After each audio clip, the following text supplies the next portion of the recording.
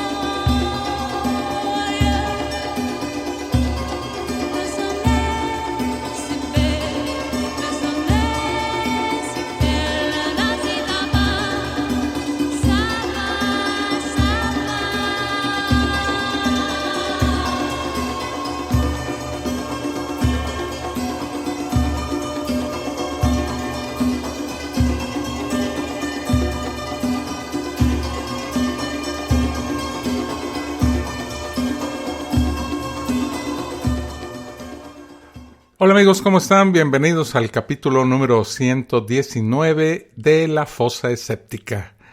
Yo soy Alfonso Villalpando y me da mucho gusto saludarlos. Y me encuentro el día de hoy tengo que decir que es domingo, y en el que estoy emitiendo esta Fosa Escéptica. Y el día jueves de la semana pasada fui intervenido quirúrgicamente de la boca. El procedimiento estuvo muy tranquilo. La verdad es que yo le tengo harto miedo a las agujas y a los dentistas y todo eso. Y afortunadamente caí en manos de uno de los mejores dentistas que hay en el país. Y me llevó mi amiga, la doctora Fabiola Pérez Trejo. Y me fue muy bien. Me levantaron la encía, les tengo que contar. Me quitaron un diente mío, cuya raíz era grandísima. Luego con una broca me hicieron un hoyo en donde pusieron un tornillo y me pusieron un diente, ¿cómo les diré? Provisional. Este diente provisional está agarrado con un paladar artificial y por eso notarán ustedes que de repente no puedo hablar bien. Y pues el paladar es una molestia tremenda porque es como un dulce que traes ahí en la boca y que no se deshace. Por suerte, todo salió bien. Este paladar lo voy a traer pues alrededor de 4 meses porque el tornillo que me pusieron tiene que fijarse al hueso. Y el doctor me dijo que tienen que checar que no haya un rechazo de mi cuerpo hacia el hueso. Ahorita me acordé de un chiste de un amigo mío que era comediante y que fue intervenido quirúrgicamente, le cambiaron un riñón. Y él decía que él era tan feo, que el riñón lo había rechazado a él. En fin. Entonces este ceseo que van ustedes a oír no es culpa de mi equipo electrónico, sino es de mi boca, pues, ¿no? Que no puedo pronunciar las palabras que llevan las letras por las cuales tienes que apoyar en el paladar, ¿eh? Entonces la S, la T, se me van a dificultar mucho y de repente hasta voy a chiflar. Por ejemplo, chiflar no lo puedo decir bien. Entonces vamos a ver cómo sale esta fosa escéptica. Bueno, entrando al tema, hoy voy a hablar de 2 de los primeros ateos de los cuales se tiene registro histórico. Leucipo de Mileto y Demócrito de Abdera. vamos a hablar también de estas que son, ¿cómo les diré? Las falacias lógicas en la argumentación religiosa, que son estas trampas que evitan, para evitar construir un razonamiento deductivo. Y hablaré también del calendario. El calendario, como lo tenemos ahora, es completamente religioso. Y hay un argumento que usan mucho los religiosos acerca de la existencia, o a favor de la existencia de Jesucristo, que dicen que la mejor prueba de que Dios Jesús existió es que tenemos un procedimiento para contar el tiempo de antes de Cristo y después de Cristo. Esto es una falacia. Primero vamos a hablar de qué son las falacias y después vamos a dar un ejemplo que es el calendario para que vean estas falacias en la argumentación de los religiosos. Así es de que he explicado mi problema dental y hablando de lo que vamos a tener hoy en la fosa escéptica, no queda de otra más que pues comenzar. Ahorita comenzamos.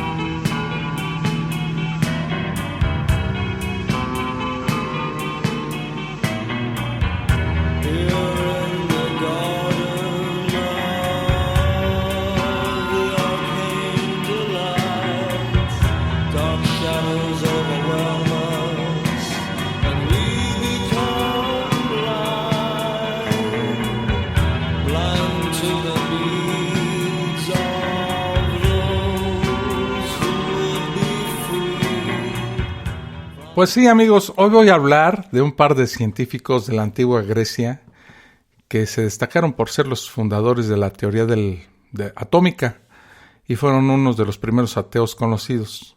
Uno de ellos es Leucipo de Mileto y el otro es Demócrito de Abdera.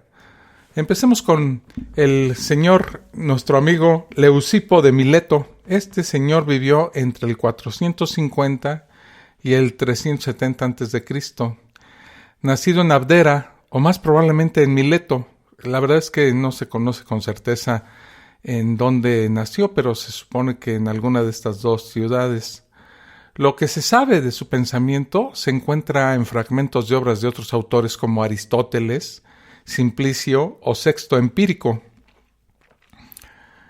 Fue maestro de Demócrito de Abdera, nuestro siguiente invitado del día de hoy, y a ellos dos se les atribuye la fundación del atomismo mecanicista, según el cual la realidad está formada tanto de partículas infinitas, indivisibles, de formas variadas y siempre en movimiento, los átomos, que en griego significa lo que no puede ser dividido, así como por el vacío.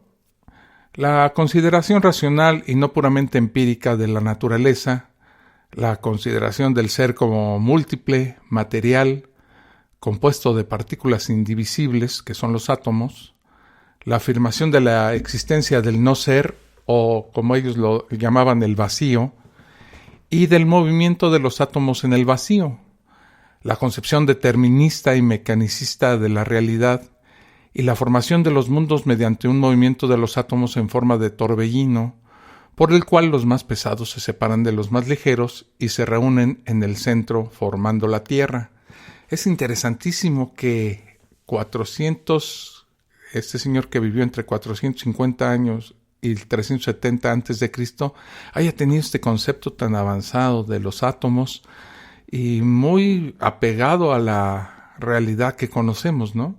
Leucipo fue el primero que pensó en dividir la materia hasta obtener una partícula tan pequeña que no pudiera dividirse más. Particularmente, postula que el alma está formada por átomos más esféricos que los componentes de las demás cosas. Niega la génesis y la corrupción, formas de cambio que eran aceptadas casi por unanimidad entre los filósofos presocráticos. Se le atribuyen las obras La ordenación del cosmos y otro libro que se llama Sobre la mente.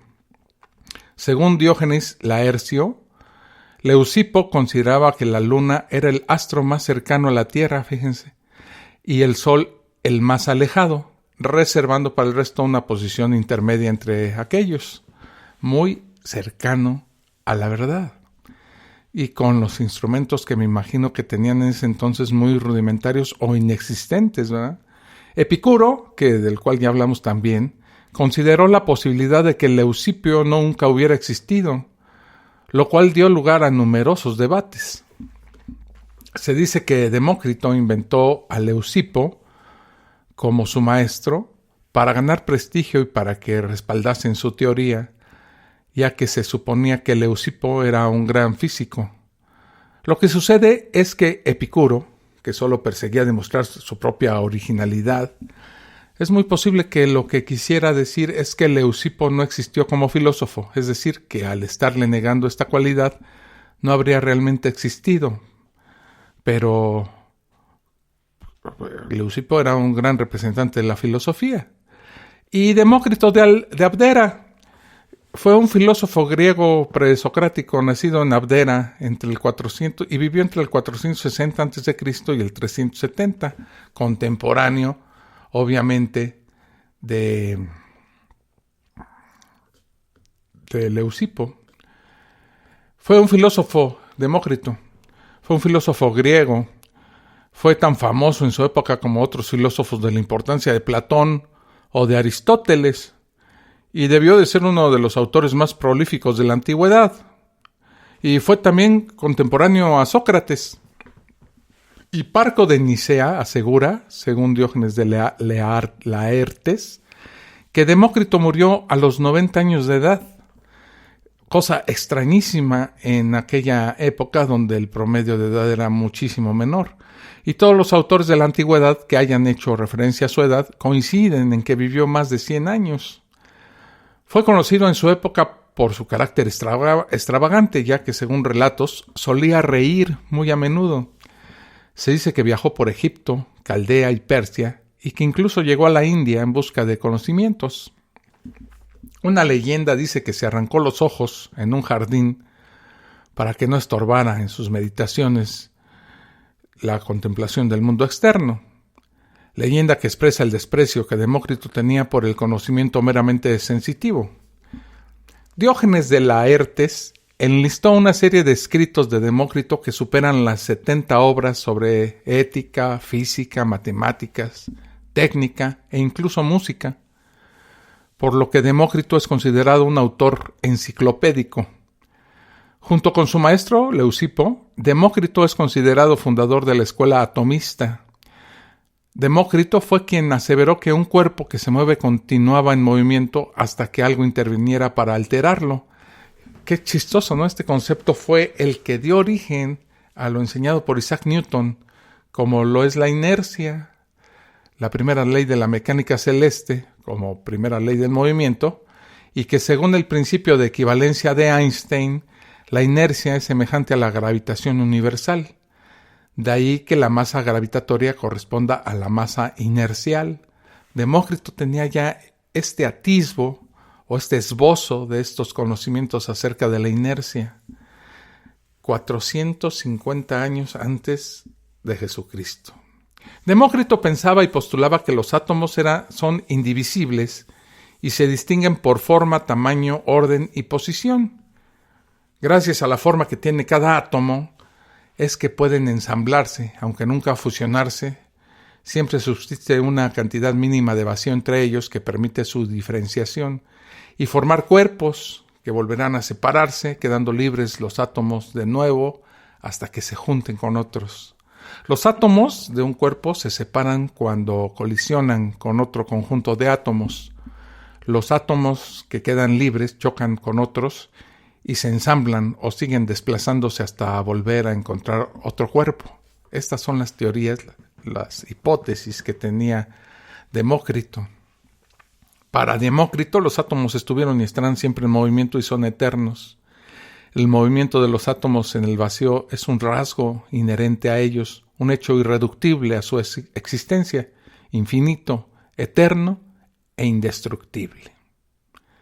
La psique, o sea, el alma del hombre, estaría formada por átomos esféricos livianos, suaves, refinados, y el soma, que es el cuerpo, por átomos más pesados. Las percepciones sensibles, tales como la audición o la visión, son explicables por la interacción entre los átomos de los efluvios que parten de la cosa percibida y los átomos del receptor. Esto último justifica la relatividad de las sensaciones. Según Demócrito, la aspiración natural de todo individuo no es tanto el placer como la tranquilidad del espíritu, la eutimia que él llamaba.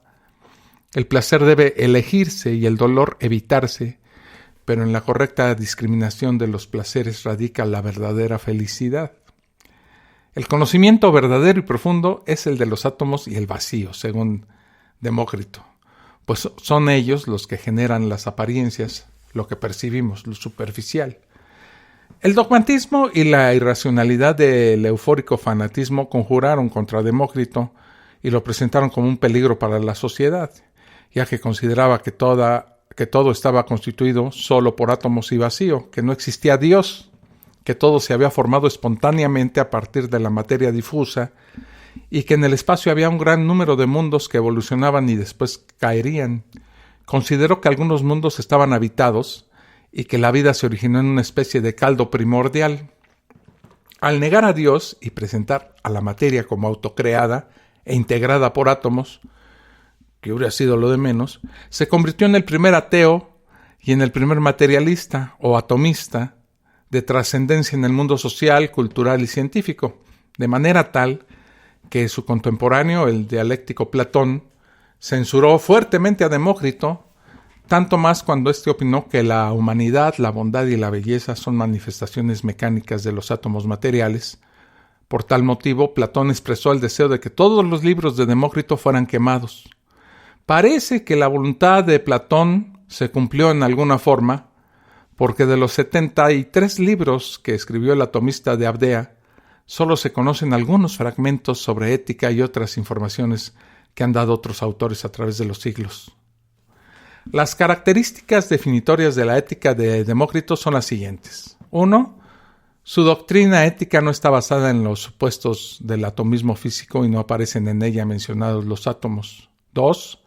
Sus fragmentos expresan los sentimientos de moderación, sentido común y cordura típicamente griegos. No aparecen sanciones de tipo suprarracional para el comportamiento.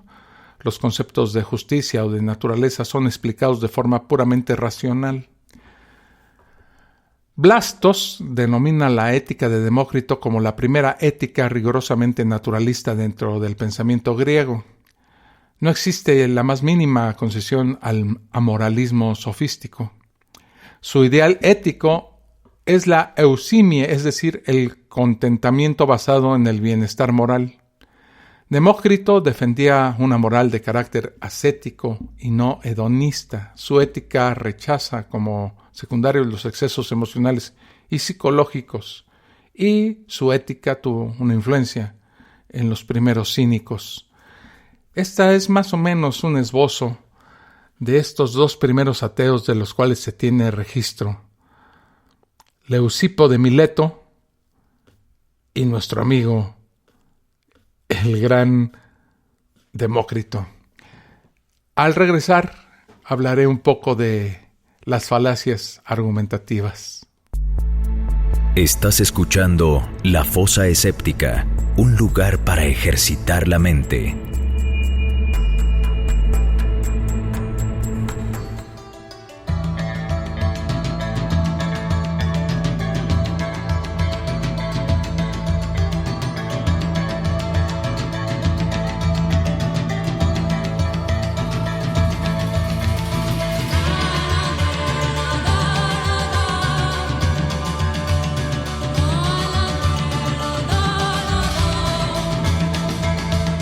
Sí.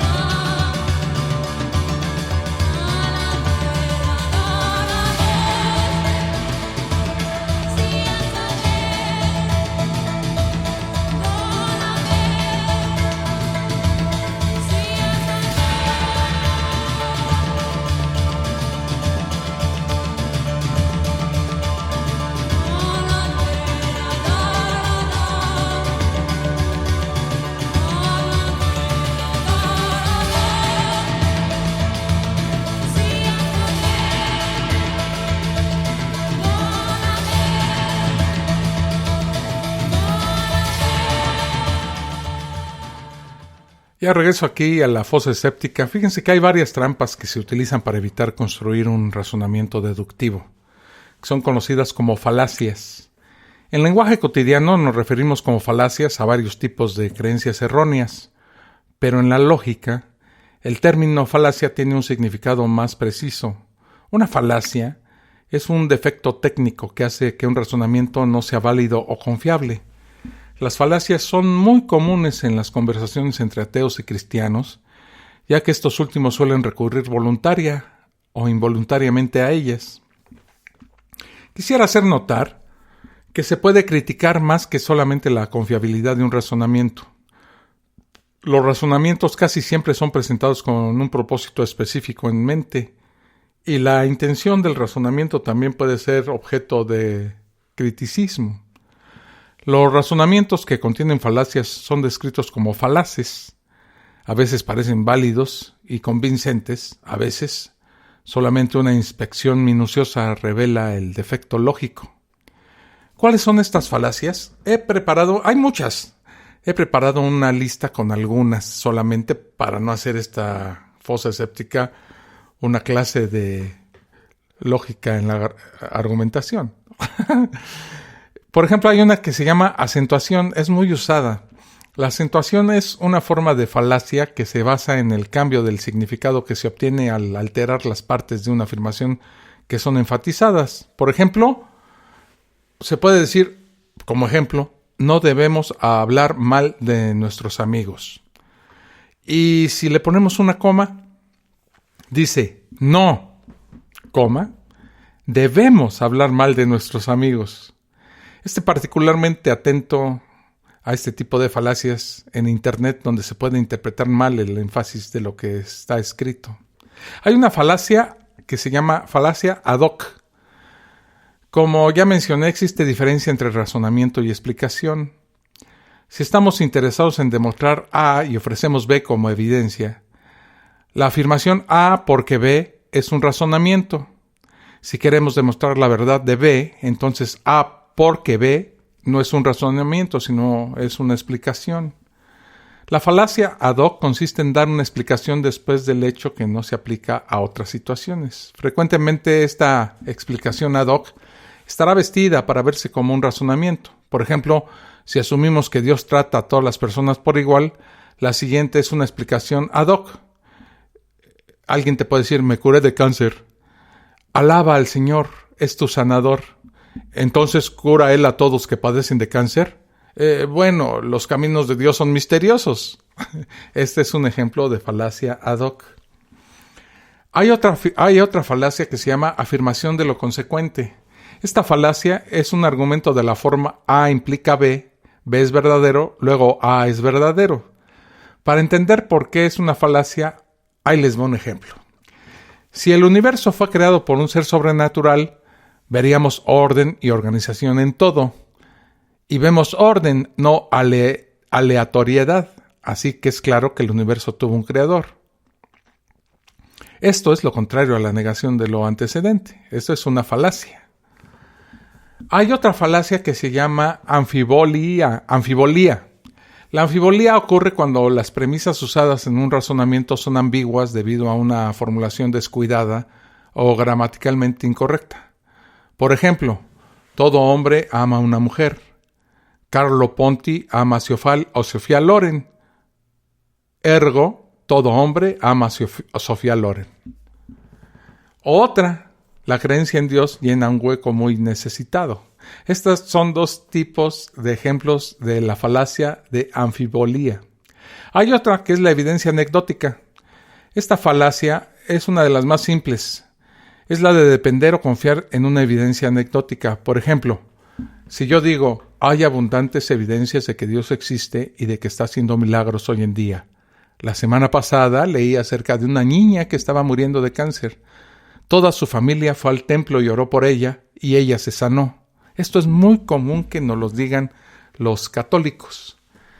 Es muy válido usar la experiencia personal para ilustrar un punto, pero esas anécdotas no prueban realmente nada a nadie. Un amigo suyo puede decir que vio a Elvis Presley en el supermercado, pero aquellos que no han tenido la misma experiencia requerirán más que la evidencia anecdótica para convencerse. La evidencia anecdótica puede ser muy poderosa e impresionante, especialmente si la audiencia quiere creerla. Esta es la parte de la explicación de las leyendas urbanas. Historias que son verificablemente falsas, han circulado como anécdotas por años.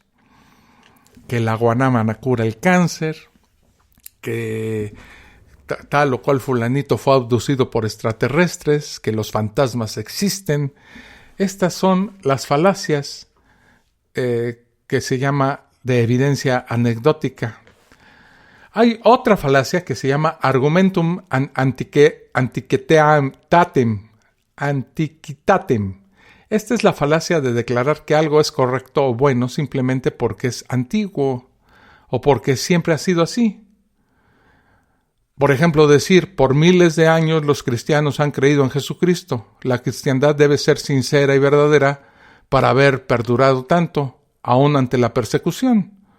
Como es antiguo, entonces pensamos que es cierto. Voy a hacer una pequeña pausa para acomodarme el paladar y ya regreso aquí a la fosa escéptica. Estás escuchando La Fosa Escéptica, un lugar para ejercitar la mente.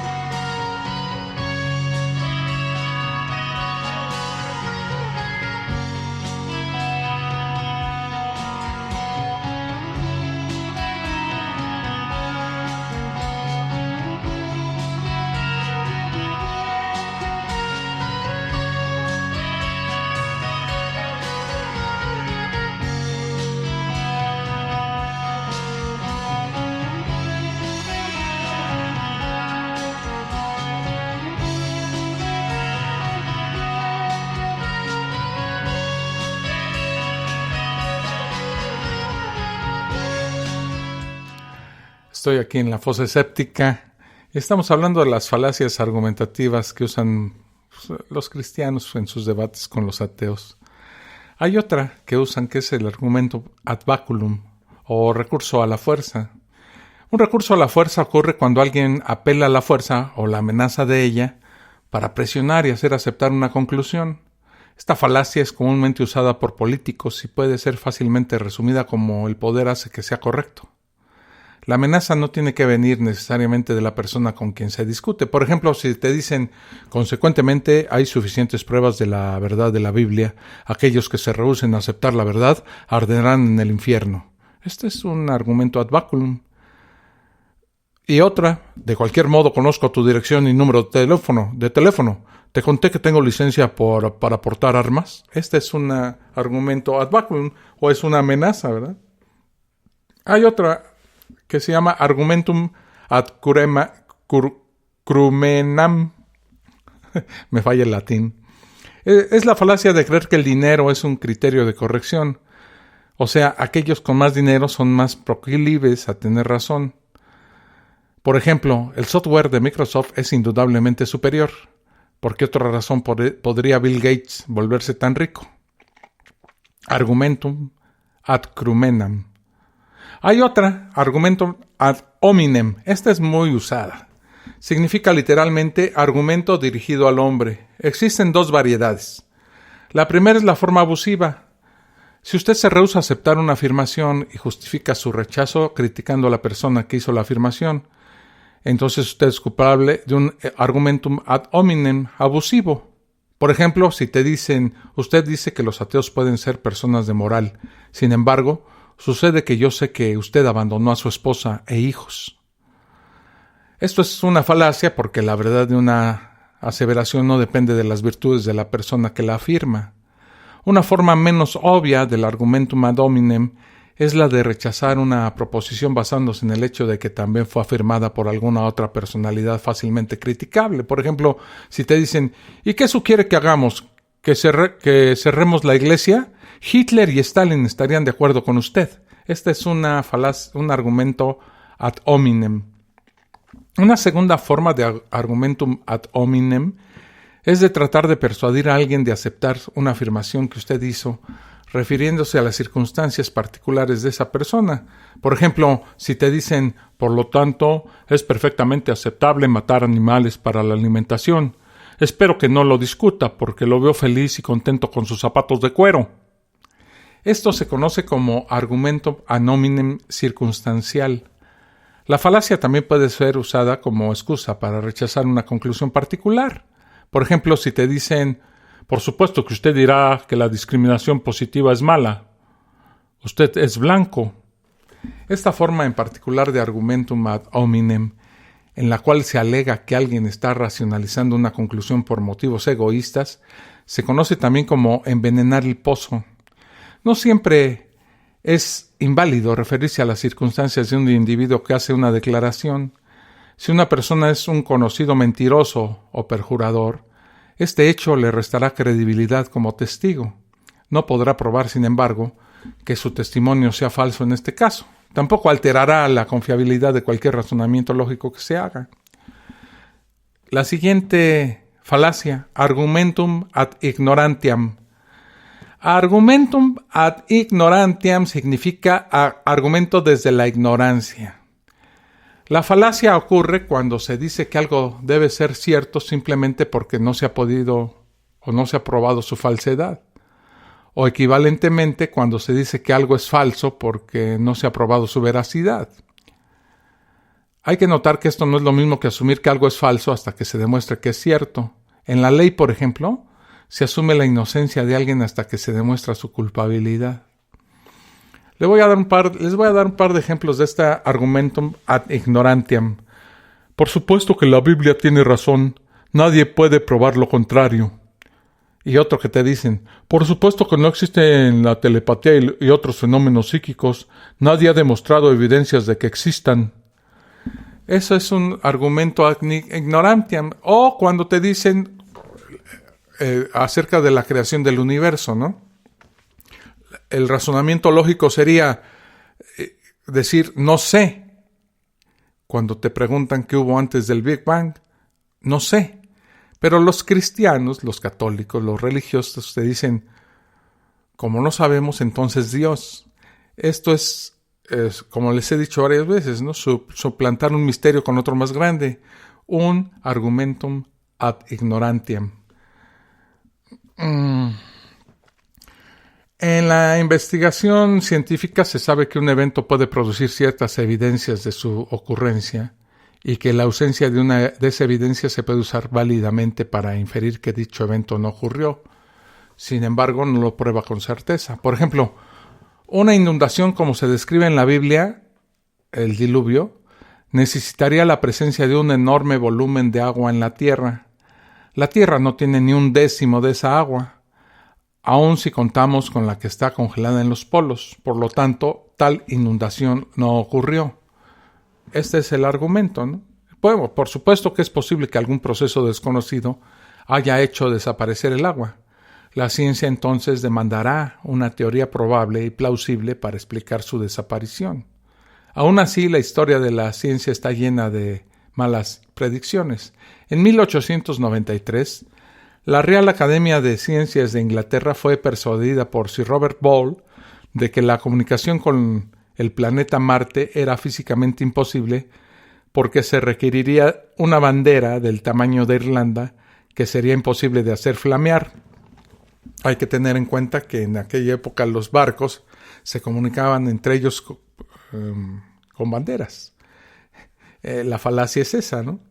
Que el señor Robert Ball decía que la comunicación con el planeta Marte era físicamente imposible porque se requeriría de una bandera del tamaño de Irlanda para que nos pudieran ver desde Marte. La siguiente falacia, argumentum ad Lazarum. Esta falacia de asumir que los pobres son más íntegros y virtuosos que los que tienen más dinero. Esta es muy común, sobre todo, por ejemplo, aquí en México, donde el actual gobierno ve, o la religión, ¿verdad? Podríamos decir también, ve a los pobres como virtuosos o como elegidos para llevar con dignidad esa pobreza, mientras que a los ricos siempre se les ha tachado de seres malignos, avaros, explotadores, etcétera, ¿verdad? Y esto deja a los buenos empresarios, que hay muchos, en una situación de vulnerabilidad. Y es una idea que nos meten en la cabeza continuamente. La virtud está en la pobreza y los malos de la película siempre resultan ser los ricos y despiadados millonarios. Los monjes, por ejemplo, este es argumento, ¿no? Los monjes son más propensos a poseer una percepción del significado de la vida, ya que han renunciado a las distracciones de la riqueza. La riqueza siempre se ha visto como pecaminosa, ¿no? Hasta en la Biblia dicen que primero pasa un camello a través del ojo de una aguja a un millonario, a un rico en el cielo. Hay un argumento que se llama argumentum ad logicam. Esta es la falacia de la falacia, de argumentar que la proposición es falsa porque ha sido presentada como la conclusión de un razonamiento falaz. Recuerde siempre que razonamientos falaces pueden llegar a conclusiones veraces. Por ejemplo, decir, los perros tienen 4 patas, entonces como Rocky tiene 4 patas, entonces es un perro. Oye, pero tú no puedes afirmar eso. El que tenga 4 patas no demuestra que es un perro, podría ser un gato. Ah, ¿estás diciendo que mi perro Rocky es un gato? Este es un tipo de argumento ad logicam. El argumentum ad misericordiam. Este es el recurso a la piedad, también conocido como súplica especial. Esta falacia se comete cuando alguien apela a la piedad para que se acepte una conclusión. Por ejemplo, decir, yo no maté a mis padres con un hacha, por favor no me condenen, yo estoy sufriendo mucho siendo un huérfano. Ese es un argumento a la misericordia. El argumentum ad nauseam. Esta es la creencia incorrecta de que es más posible que una afirmación sea cierta o aceptada como cierta cuanto más veces se escuche.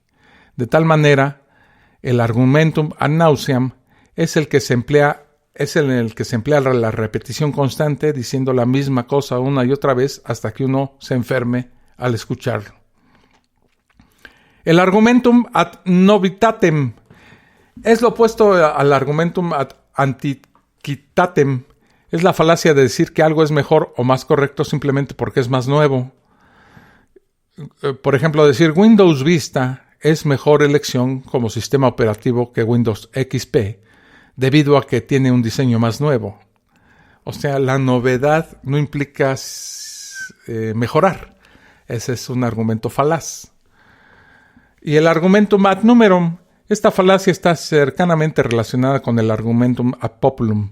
Consiste en decir que cuanto más gente sostenga o crea una proposición, más posibilidades de ser cierta tiene. Por ejemplo, decir, la gran mayoría de la gente en este país cree que la pena capital tiene un notable efecto de prevenir e impedir delitos. Sugerir que no es así ante tanta evidencia es ridículo. Esta es el claro ejemplo de un argumentum ad numerum. Es como decir, coma mierda, millones de moscas en el mundo la comen y debe de ser buena. Otro que podríamos decir es, por ejemplo, solamente digo que miles de personas creen en el poder de las pirámides, así que debe de haber algo en eso. El hecho de que mucha gente crea en algo no lo hace verdad. Y el argumentum ad populum, también conocido como recurso al pueblo, se comete esta falacia si se intenta ganar aceptación de una afirmación apelando a un grupo grande de gente. Frecuentemente este tipo de falacia se caracteriza por usar un lenguaje emotivo. Por ejemplo, decir, la pornografía debe prohibirse, es violencia en contra de las mujeres. O otra que dice, por miles de años la gente ha creído en Jesús y en la Biblia. Esta creencia ha tenido un gran impacto en sus vidas. ¿Qué evidencia más necesita de que Jesús es hijo de Dios? ¿Está tratando de decirme que toda aquella gente es tonta y está equivocada? Ese es un argumentum ad populum, que mucha gente es muy parecida al argumentum ad numerum. Estas son algunas de las falacias argumentativas en lo que se refiere a los argumentos que emplean los religiosos en los debates con los ateos. Hay muchísimas más. Estas fueron las que seleccioné porque son las más frecuentes y son las que más podemos entender. Hay una lista en internet tremenda, ustedes podrían buscarla. Falacias argumentativas se llama. Y ver cómo nosotros todos tenemos este tipo de recursos falaces en alguna ocasión. Al estudiarlas podemos identificar en cuáles caemos y hacer de nuestras discusiones o de nuestros debates algo más racional. Regreso para hablar del calendario, ¿cómo ven? Y de por qué le pusieron antes de Cristo y después de Cristo. Estás escuchando La Fosa Escéptica, un lugar para ejercitar la mente.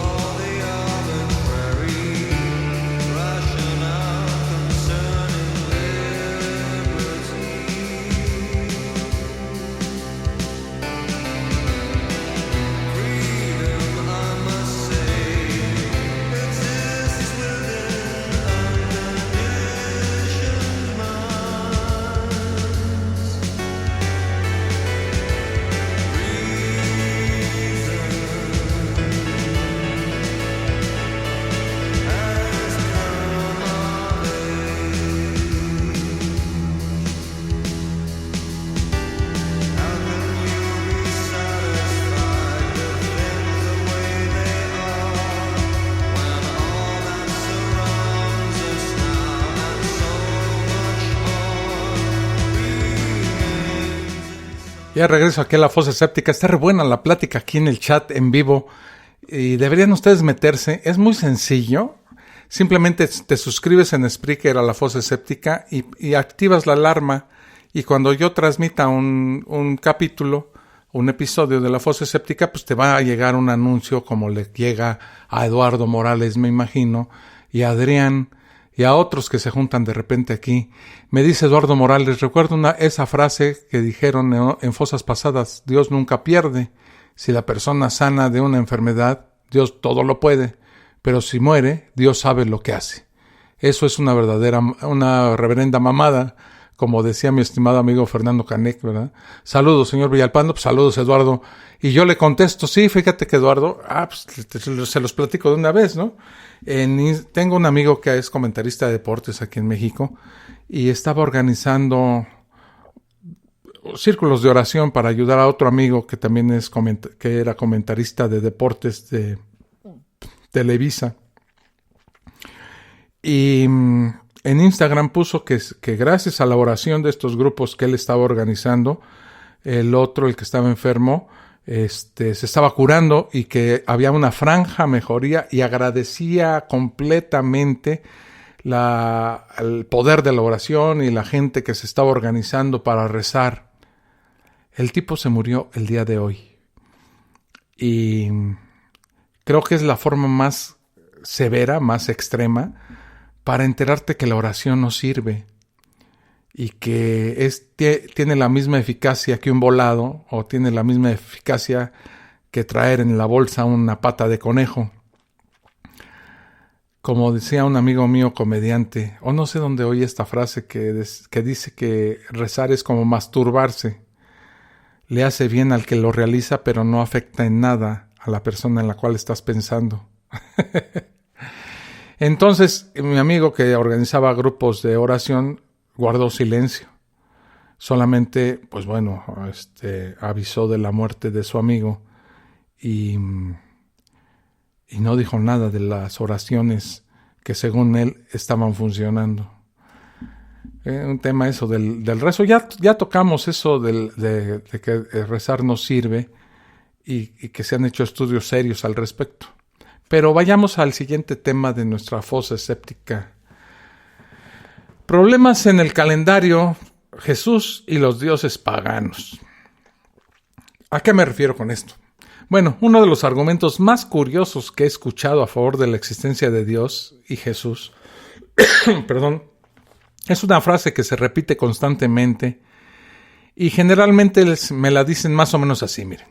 Mira, Alfonso, aunque a algunos les choca que yo haga esta voz, pero a mí me gusta. Alfonso, mira, la mejor prueba de la existencia de Jesús, o sea, de Dios, es que gracias a él la historia se dividió entre antes de Cristo y después de Cristo, carnal. Eso no hubiese pasado si no existió Jesús de una forma histórica y real. Especifíjate. A mí me la han dicho en alguna ocasión. Lo primero que hay que objetar de esta falacia es que los términos antes y después de Cristo, pues no los tomaron literalmente a la muerte de Jesucristo. Fueron establecidos a mediados del siglo VI. El Papa Juan I, que reinó entre el 523 y el 526 de la era común, para no decir antes de Cristo y después de Cristo, encargó a Dionisio el Exiguo el establecimiento del año de nacimiento de Jesucristo como año primero de la era cristiana. Desgraciadamente Dionisio se equivocó. Dionisio, hombre, se equivocó en el cálculo. Se equivocó entre 4 y 7 años al datar el reinado de Herodes I el Grande, deduciendo que Jesús nació el año 753 después de la fecha de la fundación de Roma, cuando en realidad debió ser el 748. Dionisio utilizó el término Anno Domini para identificar las Pascuas en su tabla de Pascuas, pero no lo usó para datar ningún suceso histórico. Cuando inventó su tabla, los años del calendario juliano se identificaban con los nombres de los cónsules que habían oficiado en ese año. Por ejemplo, declara que el año actual es el consulado de Flavius Probus, el cual sucedió 525 años después de la encarnación de nuestro Señor Jesucristo. Así databan las fechas antes, con los nombres de los cónsules que habían oficiado en ese año. No se sabe cómo llegó a ese número, la verdad. Él inventó un nuevo sistema de numeración de los años para reemplazar los años dioclecianos que se usaban en las viejas tablas de Pascua, porque no quería continuar la memoria de un dictador que había perseguido a los cristianos. Este sistema Anno Domini se volvió dominante en Europa occidental solo después de que lo utilizó el venerable Beda para fechar los sucesos en su historia eclesiástica de los ingleses, que completó en el año 731. Dionisio el Exiguo no proporcionó a nuestra era de un año cero. No es asombroso porque en la Europa del Alto Medievo nadie conocía la cifra o el número cero. En Europa debió pasar muchos siglos antes de que se pudiera disponer de este número, del número cero. Así que ese popular antes de Cristo y después de Cristo fueron cálculos realizados por un monje católico que se basó en la fecha de las muertes de Herodes y no en ninguna fecha relacionada con Jesús. Pues así que este argumento pues no es válido. Pero dejando a un lado esto, Y suponiendo que el establecimiento de esta medida de tiempo que ha permanecido en uso durante un periodo considerable sea una prueba de la existencia de Jesús, esto debería ser válido en otras situaciones y fechas, ¿no?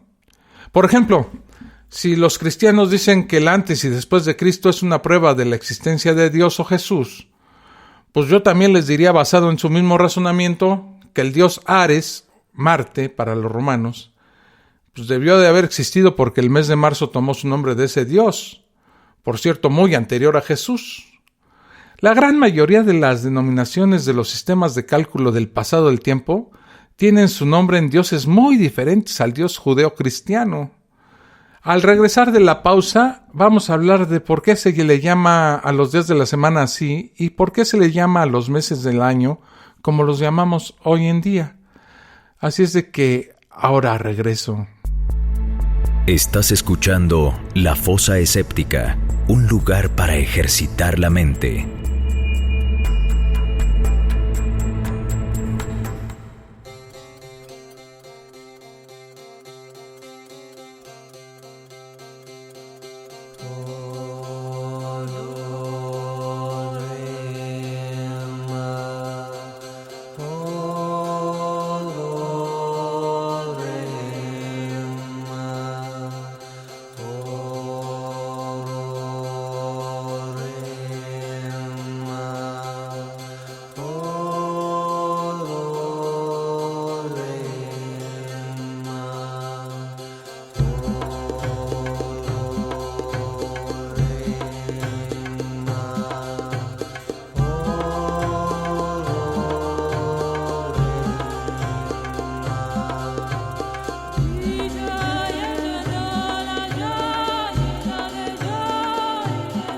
Ya regresé aquí a la fosa y está bien interesante la plática aquí en el chat. Dice Adrián, si se cura dicen gracias a Dios.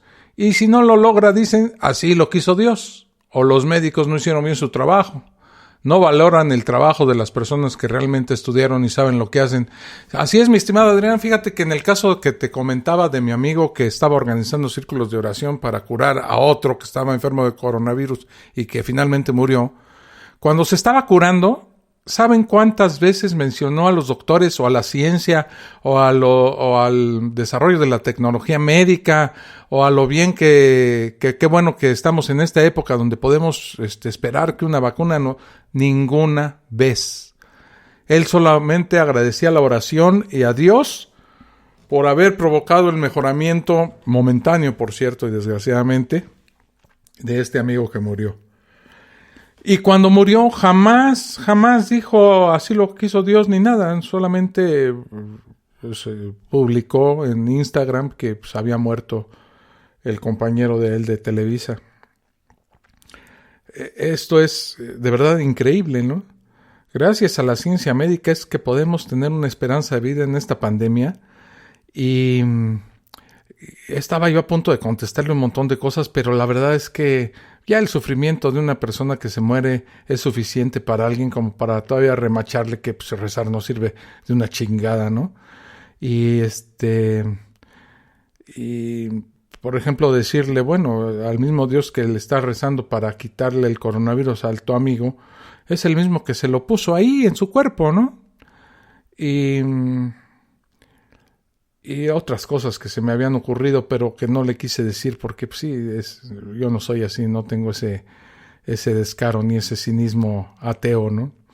Cada quien puede creer en lo que sea y yo también tengo, por ejemplo, el derecho de decir que ciertas ideas son una estupidez y argumentar racionalmente sobre esas ideas.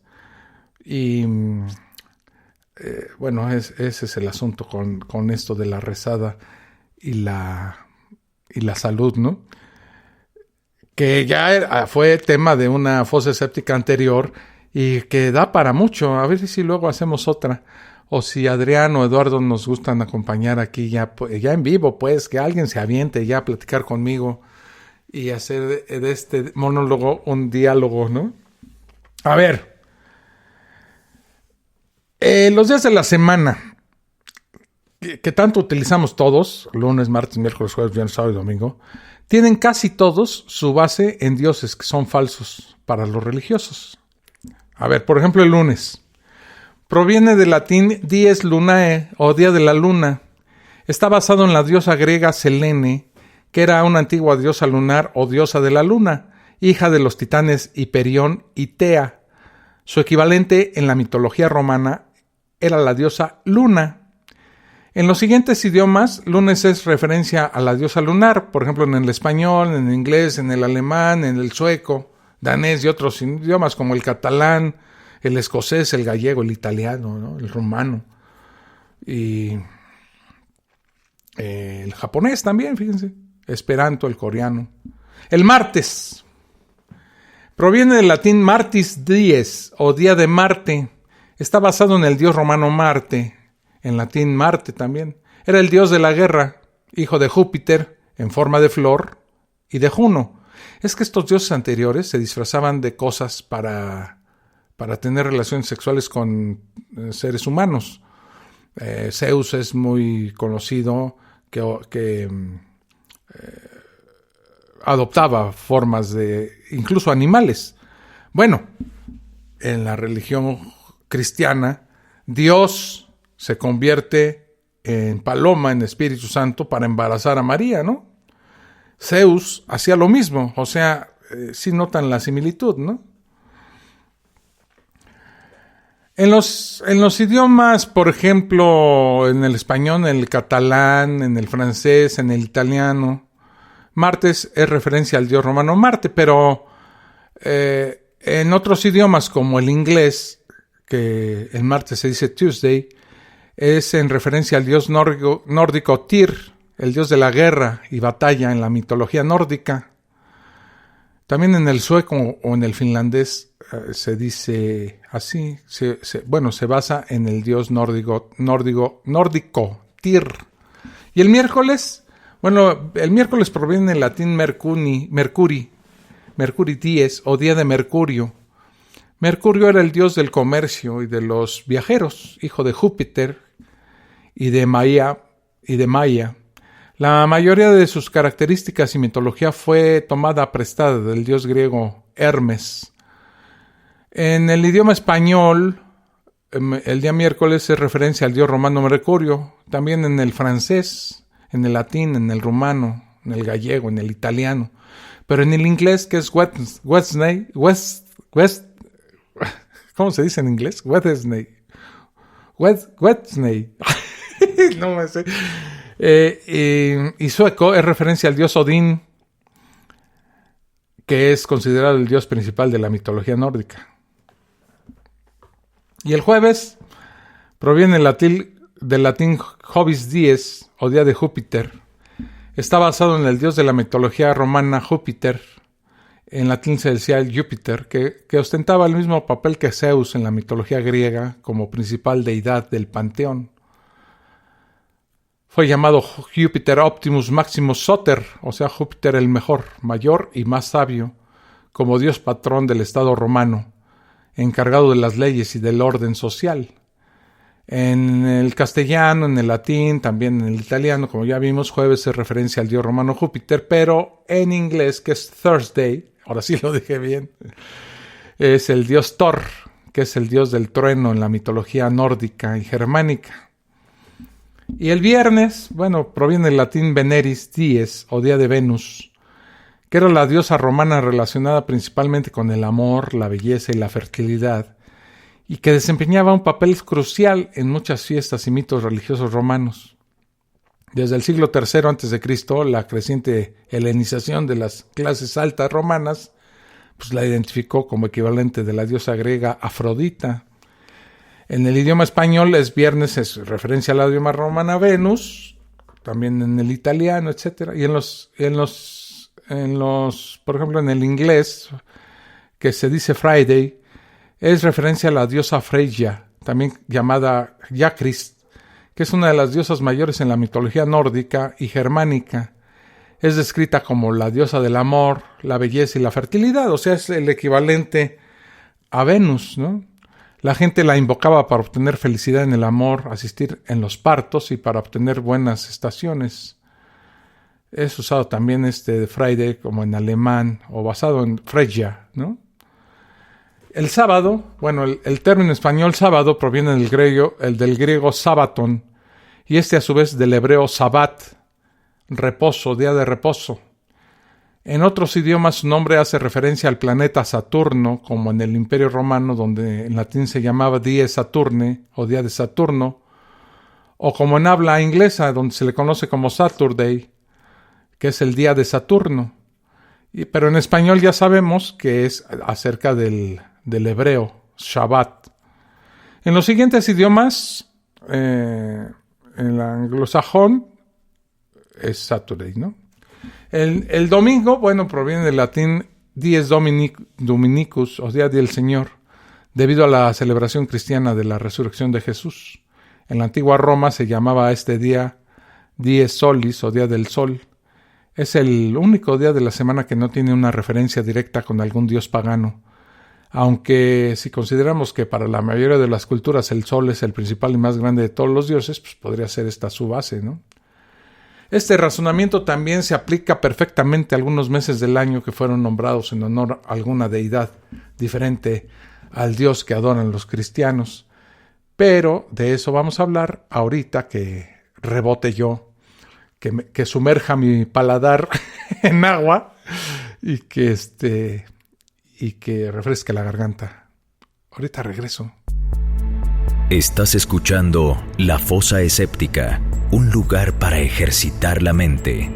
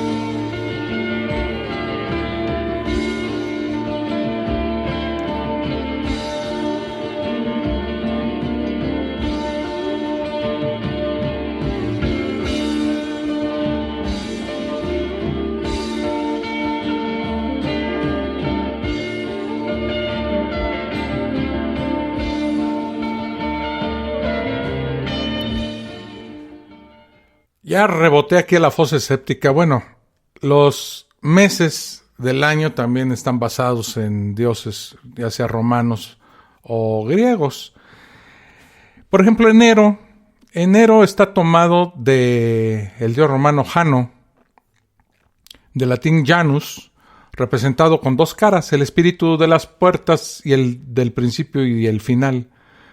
Como dios de los comienzos, se lo invocaba públicamente el primer día de enero. Se lo invocaba también al comenzar una guerra y mientras ésta durara. Las puertas de su templo permanecían siempre abiertas.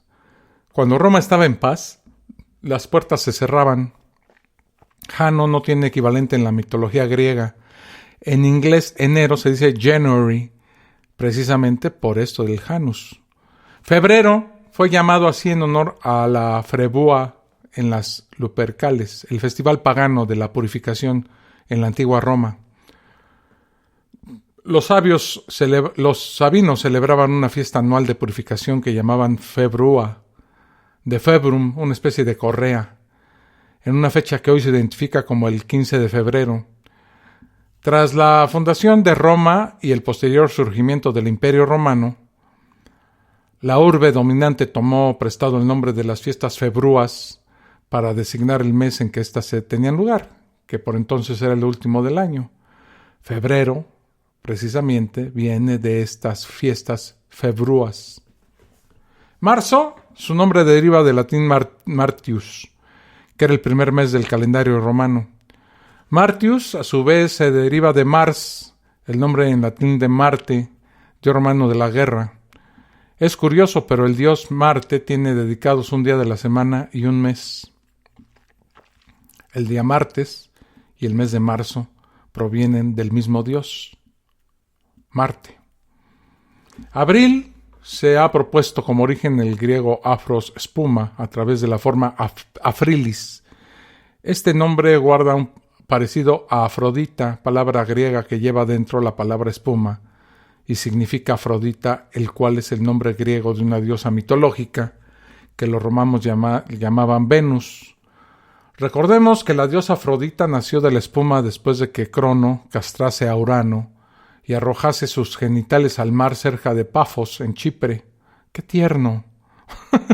De hecho, el sitio del nacimiento de Afrodita está bien identificado y es conocido como sitio turístico en Chipre.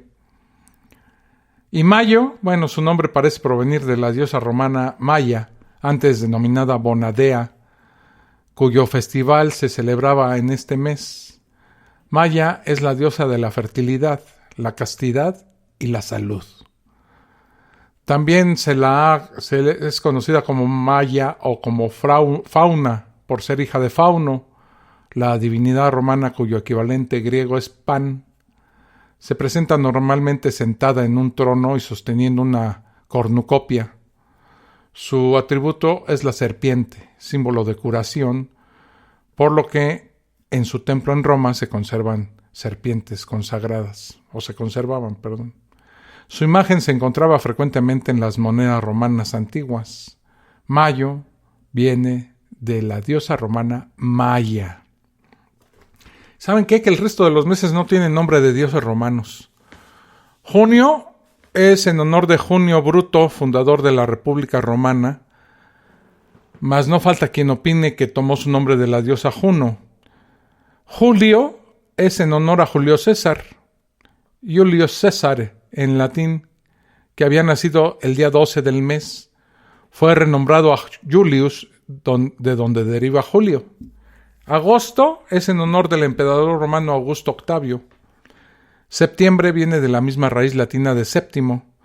Se debe que era el séptimo mes en el calendario romano. Octubre proviene del octavo mes del calendario romano.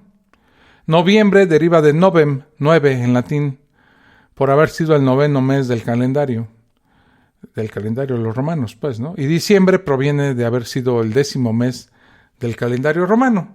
O sea que desde junio para acá, para diciembre, pues no tiene nombre de dioses romanos y se tomó nada más como el nombre, ¿verdad?, de algún fundador de la República Romana o de algún emperador, o simplemente porque era el número del mes. Septiembre es el séptimo, octubre el octavo, noviembre el noveno y diciembre era el 10º mes en el calendario romano. Hago la última pausa aquí en La Fosa y regreso para platicar acerca de los comentarios que amablemente me dejan en iVoox y en Spreaker, como ya es una costumbre aquí, en la mismísima Fosa Escéptica. Estás escuchando La Fosa Escéptica, un lugar para ejercitar la mente.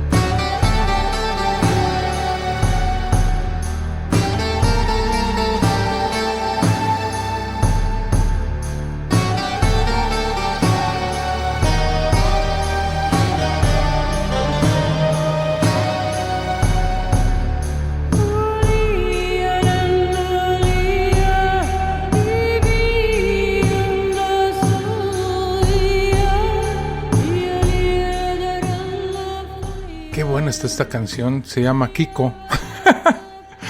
Y es del grupo el que les vengo manejando el día de hoy, que se llama Dead Can Dance. Una chulada, ¿eh? Tiene este tono como místico, pero a la vez moderno. Y está muy propio para la fosa, ¿no?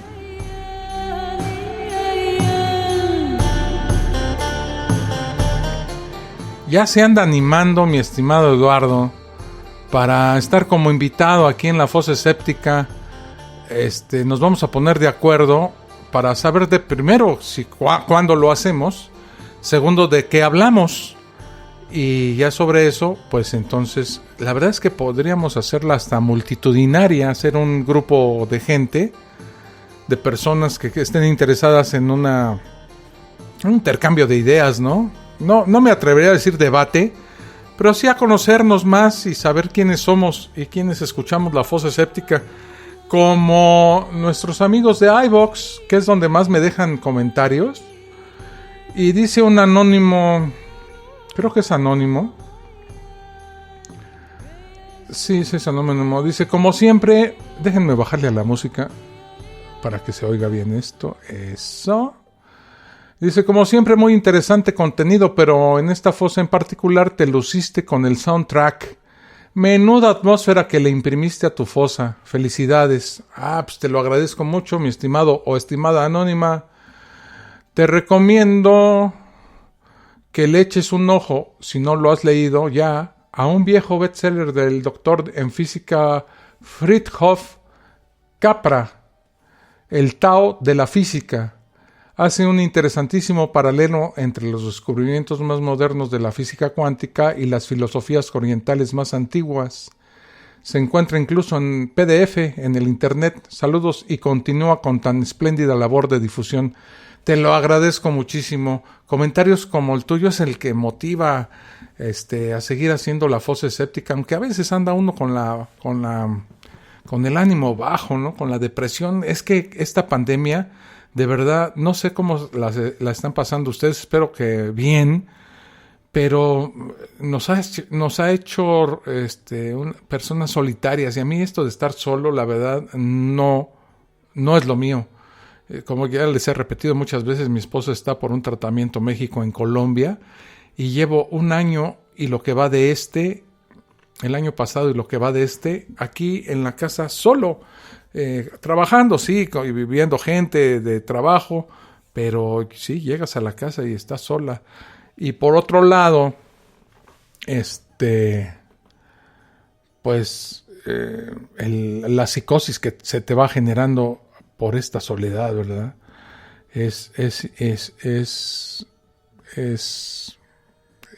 Nos está enseñando muchas cosas esta pandemia, aparte de lo dramático o catastrófico que es, ¿verdad? Nos está enseñando muchas cosas la pandemia. Dice Mark Smith, Josep Dimau era catalán, no español. Bueno. Recuerda que decirle español a un catalán es el peor insulto que le puedes decir. La verdad es que sí es cierto, traen un pique tremendo. Y bueno, la provincia de allá de Cataluña, que ellos consideran como que son otro país, ¿verdad? Y están en un proceso bueno, ellos lo que quieren es independizarse de la corona española y de España y ser un país independiente. Y decirle que es el español a un catalán, pues sí es un insulto. Y ofrezco mi disculpa. La verdad es que son errores que uno comete de repente y que está bien reconocerlos, ¿no? Edwin Alvarado dice, saludos, muy interesante este capítulo de la antimateria, Big Bang y religión. Me gustaría que en el futuro profundizaras de los descubrimientos, de los encubrimientos, de pederastia del Papa Juan Pablo II y de la organización llamada Opus Dei. Sí, claro, cómo no. Hay un montón de material acerca de el papado de Juan Pablo II y de este encubrimiento que le hizo directamente no al Opus Dei, sino a los legionarios de Cristo, con el mexicano Marcial Maciel como cabeza visible de esta organización de verdad criminal.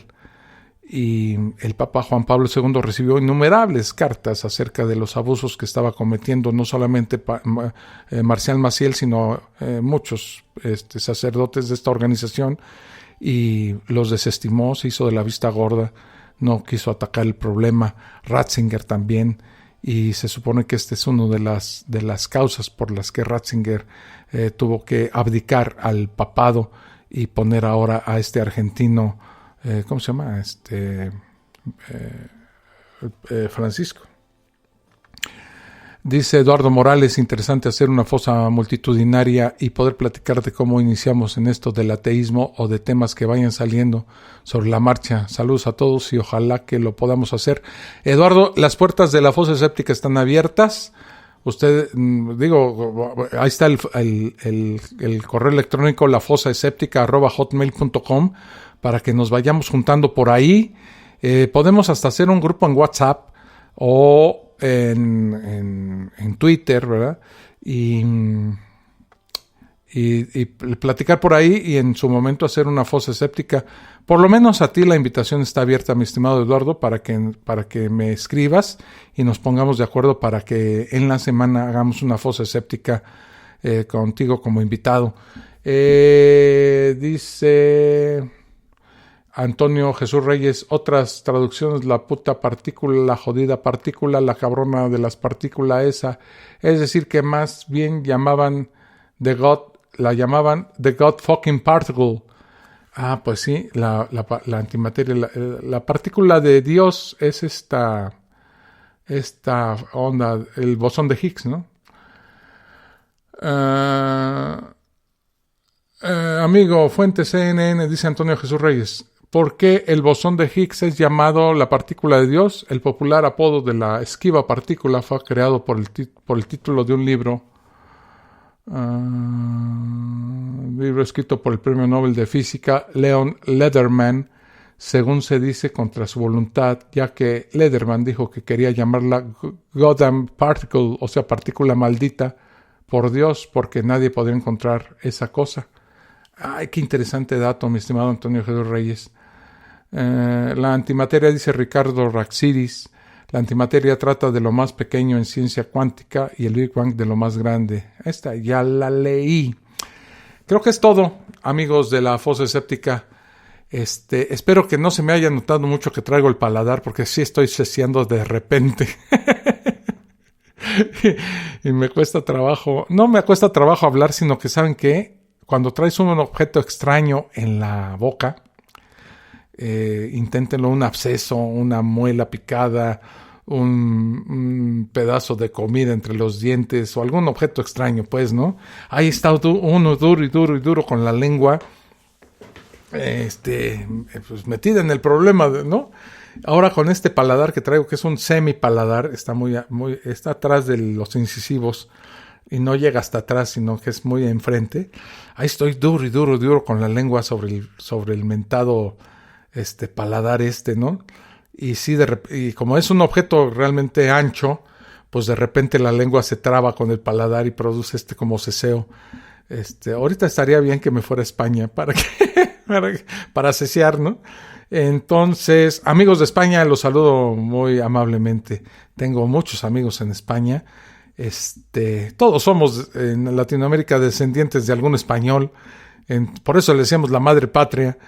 Y bueno, yo tengo en la actualidad muchos amigos allá en Madrid y en algunas otras partes de España. Y aquí viven amigos, entrañables amigos míos, que sus padres son españoles. La comunidad española en México es una de las más grandes en Latinoamérica y me llevo muy bien con todos sus coterráneos, ancestros y demás. Así es de que un saludo muy afectuoso y también pues a Colombia, la tierra de mi esposa, donde he hecho un montón de amigos y tengo una familia política extraordinaria. Así es de que 1 hora 20 minutos duró esta fosa escéptica. Suscríbanse, háganme el favor ahí en iVoox.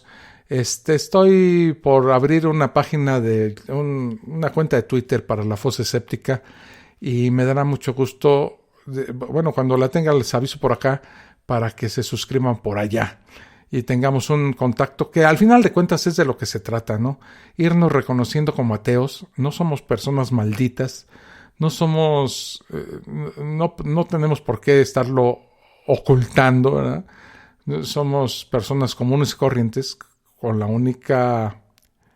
el único asunto de que no creemos en Dios, y eso no nos hace ni más ni menos, ¿no? Somos exactamente igual a cualquier persona, solamente que empleamos pues, el pensamiento racional y la crítica y la duda y el escepticismo en un buen sentido, porque también hay un escepticismo bien mamón, ¿no? Del cual ya hablaremos después. Bueno, ya me voy. Es que este encierro al que soy objeto me provoca que no hable yo mucho en el día, ¿no? Vivo completamente solo, y cuando tengo la posibilidad de abrir la boca para decir cosas, como en esta ocasión, pues me sigo sin pensar que a lo mejor hasta estoy aburriendo, ¿no? Entonces, la cortamos hoy, la seguimos en la semana, y cuídense, por favor, cuídense mucho. Pero sobre todo, cuídense. Esto fue La Fosa Escéptica. Esto fue La Fosa Escéptica, un lugar para ejercitar la mente, con Alfonso Villalpando. Te esperamos en el próximo capítulo a través de Spreaker, Spotify, Apple Podcasts y iVoox.